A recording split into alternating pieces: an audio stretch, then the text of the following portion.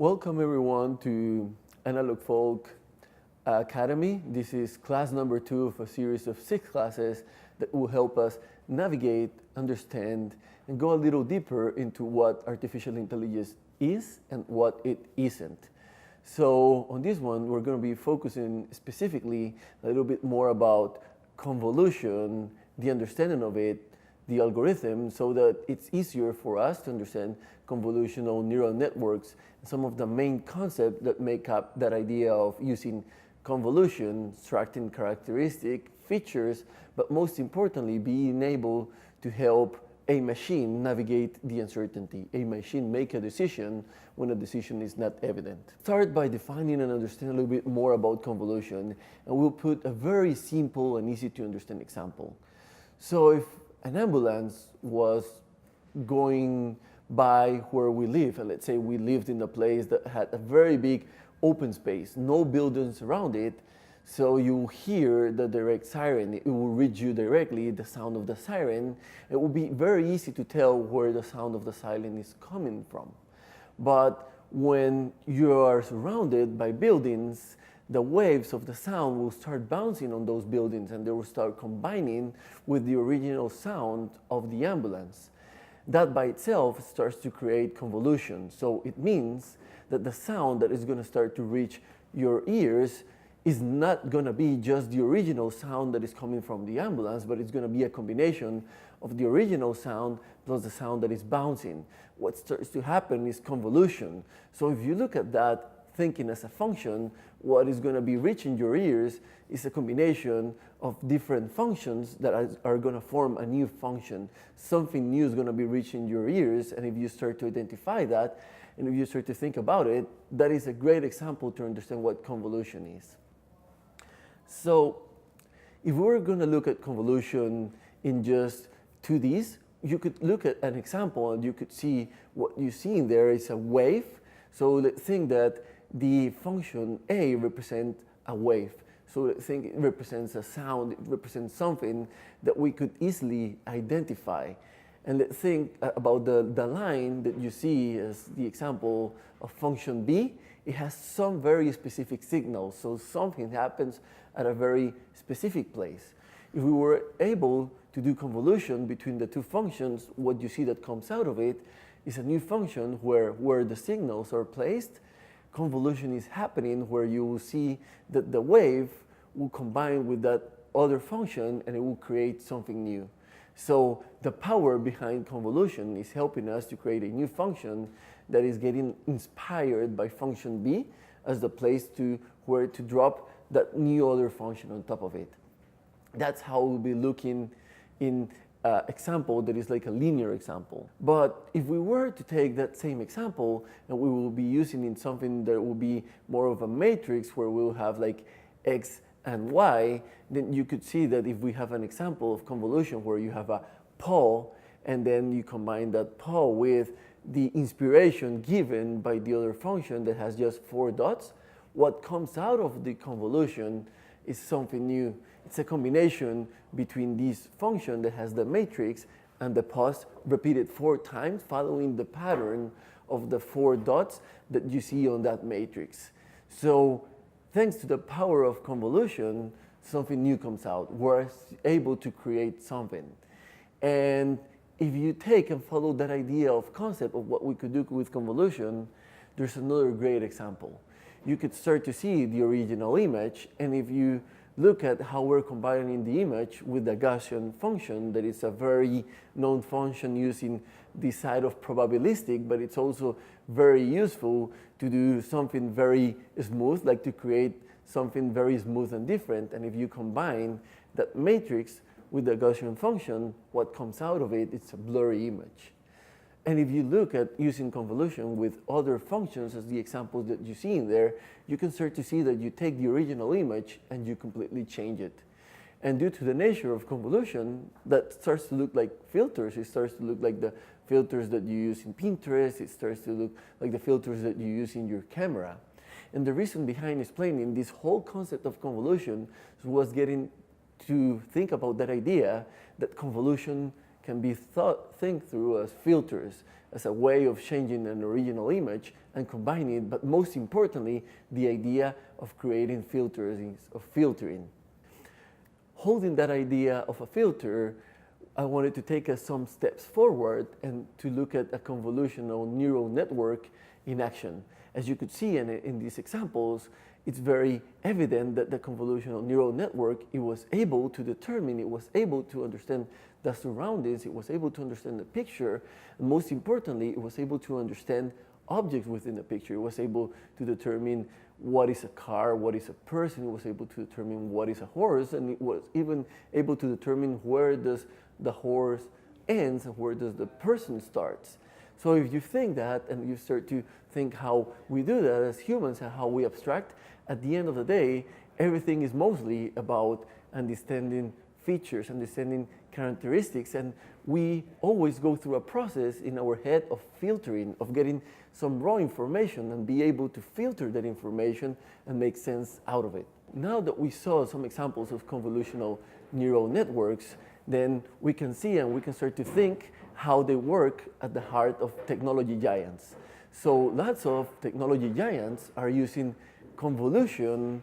They are using the concept of convolution and they are combining it with other concepts that we will talk through the presentation, such as pooling, and then be able to determine the characteristics through that combination to start to make sense out of images and be able to do different things. So they are able to start to live in the uncertainty.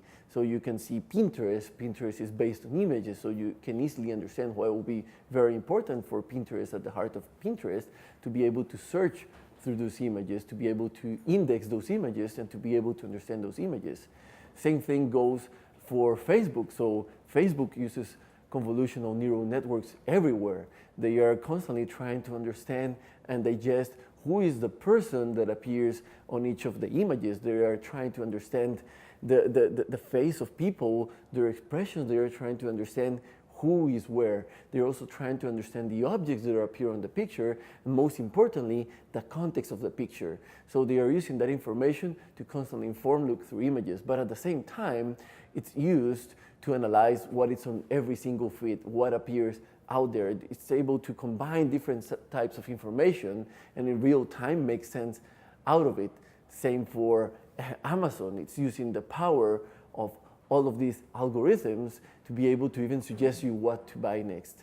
And then you can even see how Google now, this time, it's very easy and you can start to search via images. You can place any type of image and it's going to suggest you images that resemble that image, that are alike, or you can even find the exact same image that you uploaded that was uploaded on a different article. Now what we're going to start to do is to look at convolutional neural networks from a very high level point of view, and through starting from a very high level, we're going to start to go a little deeper, understanding a little bit more the algorithms without fully going into the final mathematical equation. How do convolutional neural networks work? If we look at the three images that appear in there, and if you look at one side, let's say you're looking at the left and then you look at the right image, you can easily see that both images have a sloth. So how can you determine as a human and make sure that on both images you have a sloth, even though both sloths are different, they are in different positions, they have different surroundings. So if you start to look at that and you start to think and decide what makes a sloth, you could start to look at the pattern on their eyes. You could start to look at the type of fur. You could look at the color. You could look at the combination of the colors. You can look at the nose, and you can even start to look at the surroundings. So you can start to decide where the sloth starts and where the grass or the background starts. And you can easily start to determine each of those animals are a sloth. But remember in what we saw in lesson 1 that every single image is actually a matrix, and actually you can represent an image of the matrix. So how, without being able to look at fur as we see as humans and really take the whole surroundings of fur, and how, without how we do as humans, that we're able to determine where an eye is and where the surrounding of the eye is, how we can help a computer to look at these matrices that have values and make the same thing that we do in our brains, the same ideas, that we are getting patterns, that we are filtering, and that we are making decisions. So an answer to this was found on convolutional neural networks. If we look at the image that appears here, this is how we've been understanding on how the brain works, how the brain makes sense out of everything it sees. So one way the brain does that, it starts to break everything in patterns. Different parts of the brain, when you look at it in action, different parts of the brain activate when you're looking at different objects. It's not that every single part of the brain looks at the same things. What it's doing is giving us an inspiration of being able to understand and combine a lot of information. Actually, one of the most interesting things of the brain is that when we analyze the time it takes for the brain to know about an object and to really digest it, we found that it's actually using a feed-forward network. It's actually what we believe it's a very simple way of understanding information, of making sense of a combination of different patterns and being able to make a decision. It's able to make a decision, but most importantly, it's able to adjust. If you think when we were little kids and we were starting to learn what a cat was and what a dog was, it could be very common for us to make mistakes. It could be very common for us to look at a dog and say, oh, that's a cat. And then we were told, no, that's a dog. And then immediately that will reinforce and it will get new patterns into your brain so that the next time that you look at a dog, there's less possibility of doing a mistake. So through a combination of algorithms, as I mentioned before, convolution, and we'll look at pooling, then we started to emulate the same idea within a machine.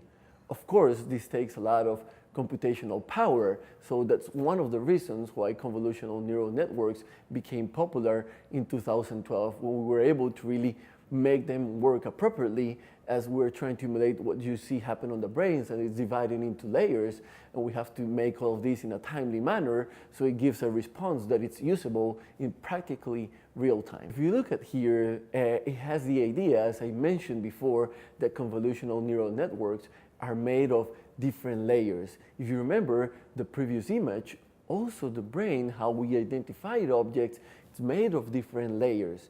So it has an entry point, so you get a whole image at once. So one of the big things, again, that happens as humans and we wanted to emulate into a computer was digesting it all at once. So initially, you get the whole image, but then you start to break it into pieces. As you could see here, it's a combination of most of the layers that you see there are convolutional and pooling, but then it will also use some of functions that we talked in before. It will still use the idea of being able to measure those patterns. It's going to still be able to use what are called like the squashing functions, and it's still going to be using functions that will let us then make a decision. So what we saw before on class 1 of a fully connected neural network, it's still being used at the very end of a convolutional neural network.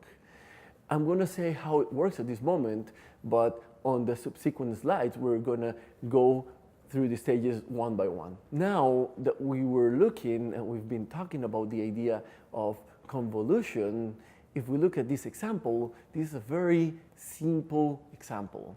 What we have to think here is the idea that we have the mouse and we purposely just use a contrast between white and black.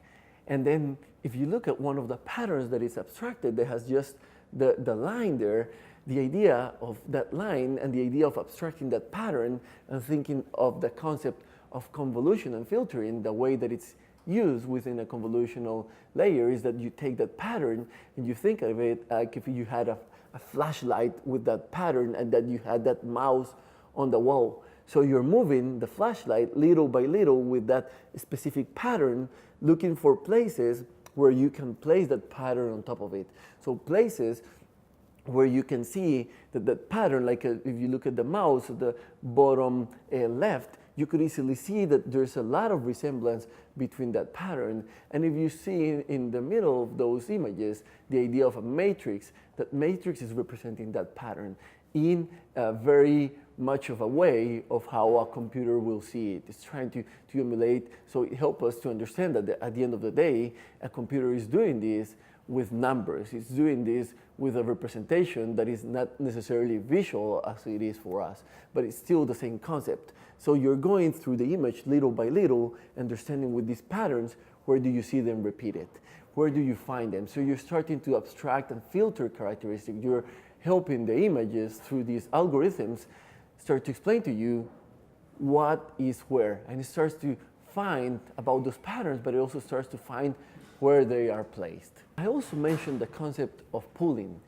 So one of the things and very important things that we do after we found those patterns, after we found where those patterns are, since let's remember that for the example that we have there, it's a very small image. It's also a very simple image, but at this moment we are doing and we're trying to index and we're indexing images that are done of a huge amount of pixels, and they are actually images that are very complex by nature. So one way that we use pooling is the idea that once you abstracted those features, you want to do a smaller, more simplified version of the representation of that whole image. So what you're trying to say is, okay, these are the most important things that I care about of this image, and let's start to make a summary. So you look for features, you make a summary. You look for more features, you make a summary, until the algorithm starts to work out by itself what makes a car, what makes a truck, what makes an airplane, and it starts to abstract the most important characteristics of them all to be able to then judge them, to be able to make a determination with some probability of saying, yes, what I see there is a car, or no, what I see there is a bird or is a sloth. That gets to a very important image. This image we also saw in class number 1. It's the idea that here you can represent what are the fully connected layers. So if you think of what we've been seeing of the idea of convolution, we've been looking at the idea of pooling.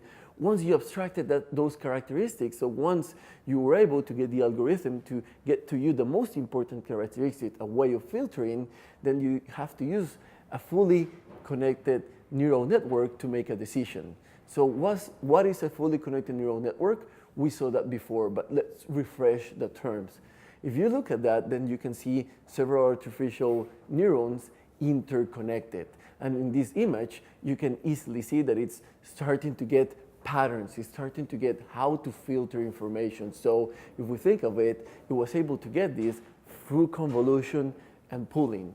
So once you get here, you were able to understand triangles, you were able to understand ovals, and then you start to make questions. You start to say, okay, is with this image that I just received and I pass through this trained convolution neural network with the whole process, gets to a point where it says, oh, wow, are those lines fur? Then it looks at the triangle and it starts to understand, okay, yeah, I think and I believe one of those triangles is part of the nose, and two of those other triangles are the ears, and one of those ovals is the nose. And then with a certain degree of certainty, it's going to say, okay, yeah, it's a dog. It can still get to a point where, to be honest, it could not be a dog, and that's where you have like that evaluation part where you say, yes, it's a dog, or no, it's a dog.